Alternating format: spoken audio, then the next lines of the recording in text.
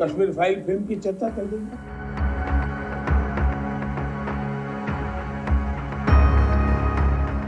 Last month, a movie about the 2002 Godhra train burning accident hit the theatres.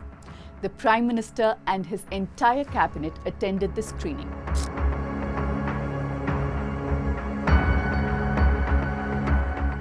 Just days after the demise of former Prime Minister Dr. Manmohan Singh, a war broke out on Twitter between actor Anupam Kher and filmmaker Hansal Mehta.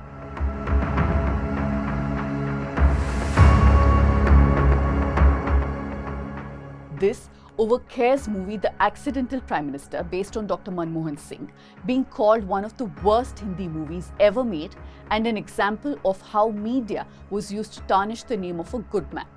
And Hansal Mehta, who was one of the creative directors of the movie, supported this statement.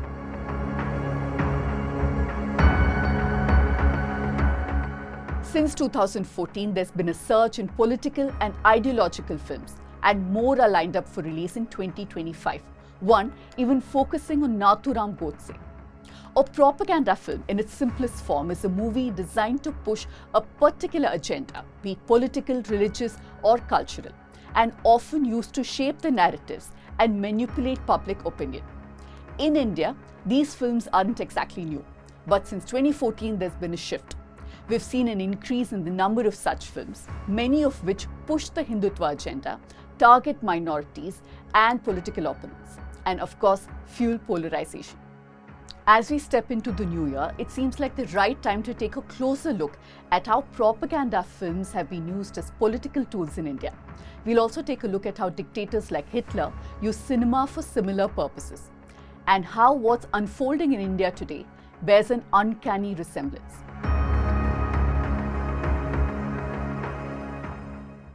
Before we go into the episode, first here's wishing all of you a very happy new year. Let me quickly take you through what you made happen in 2024.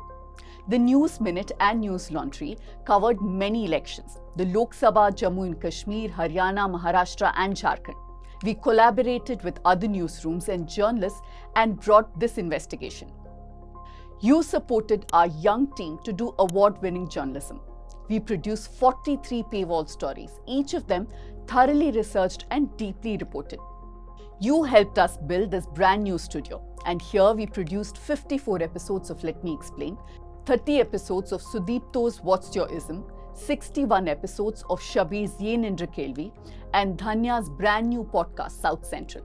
Most people I meet complain about how terrible news channels have gotten. But instead of just complaining, there's something you can actually do about it. This year, support independent news outlets like the News Minute and News Laundry. Pick up a subscription right away and take the first step towards making sure that this year you're part of making journalism what it should be.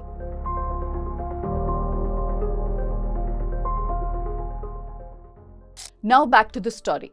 The BJP and its affiliates for long have been working to reshape and reinterpret history to push the Hindutva agenda. The cinema has been a major part of this push.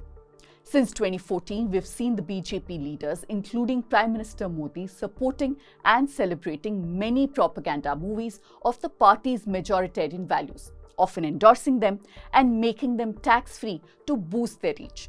Like the Kerala story, for example.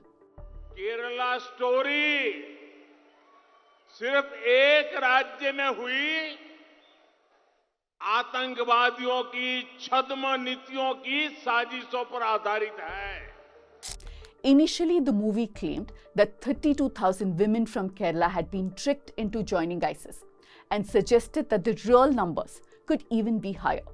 Official figures show that between 2015 and 2019, 177 people from across India were arrested for suspected links to ISIS, of which 19 were from Kerala. A 2019 report by the Observer Research Foundation says that 180 to 200 Indians crossed the border to join ISIS, of which 40 were from Kerala. These numbers don't even come close to what the movie claims. But there are other issues with such movies. The Kerala story, for example, exaggerates and distorts real-life stories for dramatic effect, aiming to polarize its audience. Look, no one should ignore the issues of religious indoctrination. But such movies undermine the seriousness of the issue, turning it into a tool for further creating discord. And the BJP made this movie tax-free in at least 2 of its states, and BJP leaders in Karnataka even took people to theatres to watch it ahead of the 2023 assembly polls.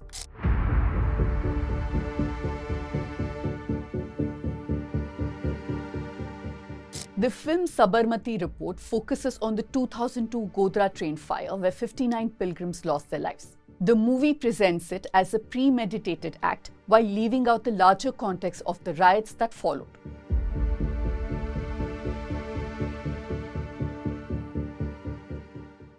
But here's the thing.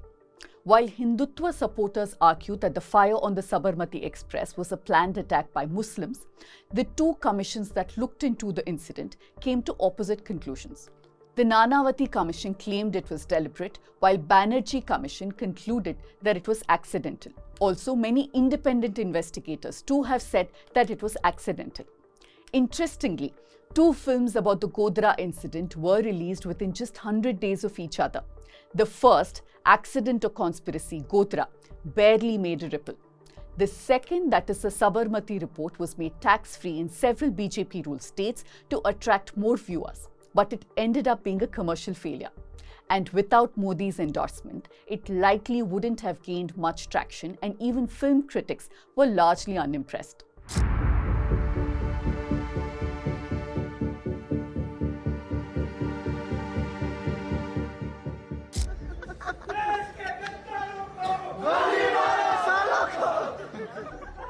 The Kashmir Files claims to be based on true events surrounding the exodus of thousands of Hindus from Kashmir starting in 1989. While government records show over 200 deaths, the film dramatically inflates the number, blaming not just the terrorists but also pointing fingers at others, including BJP's favourite targets like the left-wing professors and the Congress. The list of such propaganda movies is long. Article 370, the Tashkent Files, Kesari, Uri the Surgical Strike, Swatantra Veer Savarkar and Emergency. Also a biopic on Nathuram Godse scheduled for release in Jan 2025. These films often feature the BJP's go-to villains like medieval Muslim rulers, Pakistan, Islamic terrorists, leftists and opposition parties, particularly the Congress. Their themes usually are nationalism or Hindu pride or historical re-revision, and always present a one-sided narrative that aligns with BJP's ideology. And of course, glorifying their leaders while vilifying the opposition. Like the 2019 movie Prime Minister Narendra Modi that depicts him fawningly, presenting Modi as a heroic, larger-than-life figure, selfless and determined. And in stark contrast, the accidental Prime Minister portrays Dr. Manmohan Singh as a weak leader who struggles to assert himself and often appearing hesitant and conflicted. Look, political films in India aren't exactly a new phenomenon. In fact, the very first one could possibly be Brandi Ki Bottle in 1939 that supported Gandhi's call for a ban on alcohol. In the earlier years, most of these films were used to promote national unity. After independence, movies like Bhagat Singh and Hamara Desh were used to celebrate the freedom struggle and ignite national pride. During the Nehruvian era, films like Jagriti were crafted to focus on social reform and national integration. And it wasn't just Hindi movies. In Tamil cinema, films have long been part of the political fabric. Leaders like Karunanidhi and MGR skillfully use cinema to project their political agendas, often with themes of social justice, Tamil pride and regional identity. Films like Parasakti and Veera Pandya Kattabomman became very powerful tools that strengthened the bond between politics and cinema in Tamil Nadu, where filmmakers often aligned their stories with the interests of political parties. More recently too, actor Vijay's movies like Sarkar saw shades of social messaging like against GST and electoral fraud. And his recent entry into politics could also be seen as an extension of this.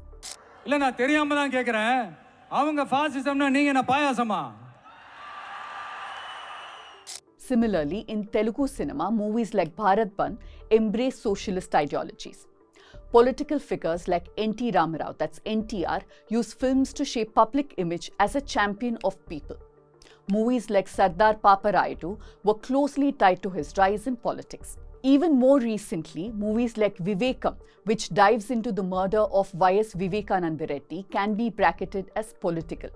There have also been movies like Yatra and Yatra 2 and Vyuham, which show Y.S. Rajshekhar Reddy and his son Jagan Mohan Reddy in positive light. But there have been other kinds of films in Telugu too. The recent Telugu movie Razakar the Silent Genocide, which focuses on the atrocities during the Nizam's rule, portrays historical events, but it exaggerates and distorts the facts intentionally to polarize its audience. The film takes a divisive approach vilifying Muslims, and the movie was produced by a BJP leader. While political films as such are not new at all, most politicians and political parties have used them as a tool. There's a marked difference between those and the post-Modi era. What sets apart the cinema of earlier decades from the propaganda films post-2014 is the blatant communal hate and disinformation. These films can no longer be brushed off as creative freedom. They're carefully crafted to manipulate, divide, and spread hate. World over, authoritarian leaders have long used propaganda films as a tool to shape public opinion. And guess who recognized the power of cinema and made the most of it? Adolf Hitler. He used propaganda films to shape public opinion and push Nazi ideology. He even established what was called a propaganda ministry. He had complete control over German mass media, overseeing everything from screenplays to directors and actors. The most famous Nazi propaganda film is called Triumph of the Will.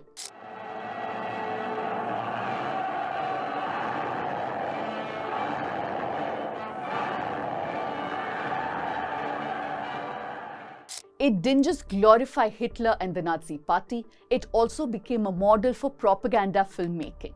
One signature technique in Nazi films was the use of low-angle shots whenever Hitler appeared on screen, giving him a heroic and imposing presence. Such films glorified Nazi power and obedience to the state, while others demonized Jews and political enemies like the communists, who were often portrayed as being dangerous. Films like The Eternal Jew targeted minorities and dehumanized them. So now you can see why I said what happened in Nazi Germany is eerily similar to what we're witnessing in India today. Now, the danger about such movies is that those who are unfamiliar with the nuanced history will be influenced by hate, and this, of course, will further polarize an already divided society. That's it from me for this week. Do write to me about what you think about this episode and what you want me to take up in my next week's Let Me Explain. Of course, you can write to me at pooja@thenewsminute.com with any kind of questions or feedback.